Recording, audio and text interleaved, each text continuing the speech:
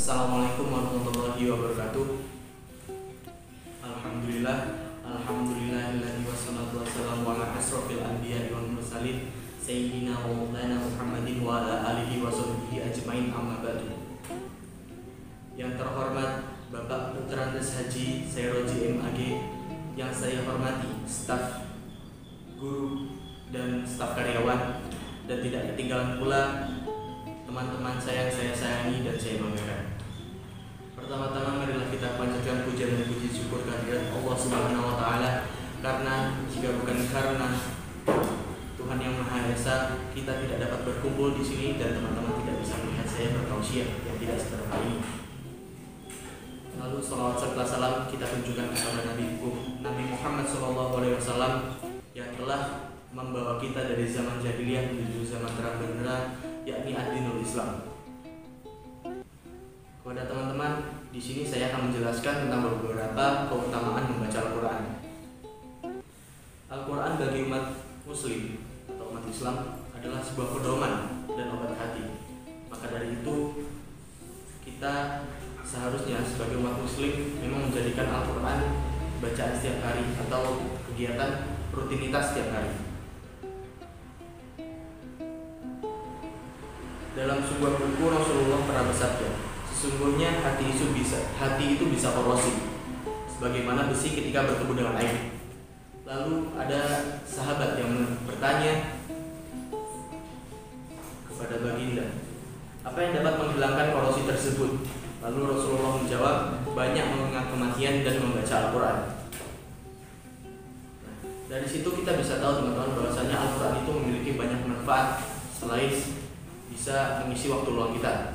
Yang pertama ada pahala yang berlipat. Nah, di sini dalam hadis riwayat Bukhari dan Muslim, Rasulullah SAW bersabda, barang siapa yang membaca satu huruf dan Al-Quran, maka ia akan mendapatkan satu kebaikan, dari satu kebaikan tersebut berlipat menjadi 10 kebaikan. Nah, di sini apa maksud dari satu huruf itu? Bukan hanya alif lam mim, itu bukan satu huruf, tapi alif satu huruf, lam satu huruf, dan mim satu huruf. Bisa dibayangkan seberapa besar kita mendapatkan kebaikan dalam satu kali membaca Al-Quran. Lalu yang kedua adalah obat penyakit hati dan fisik.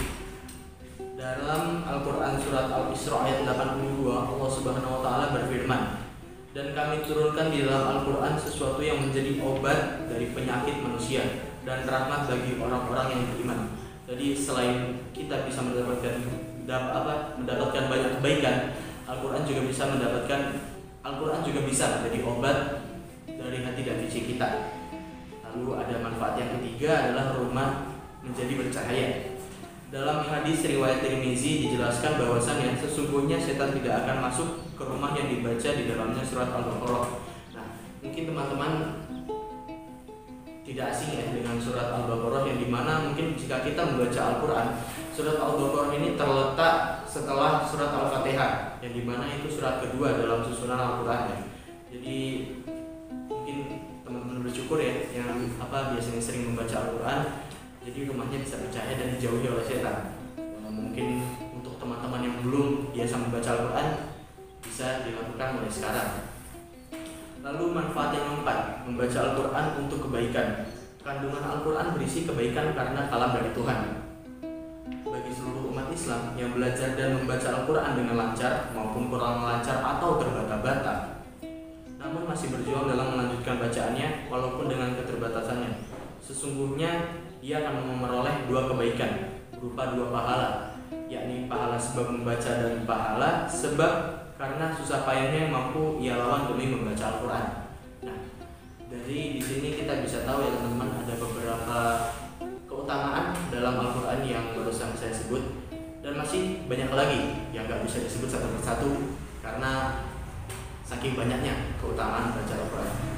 Jadi mungkin sekian tausiah atau beberapa penyampaian yang bisa saya sampaikan. Kurang lebihnya mohon maaf kalau ada salah tutur kata atau yang lainnya. Sekian, wassalamualaikum warahmatullahi wabarakatuh.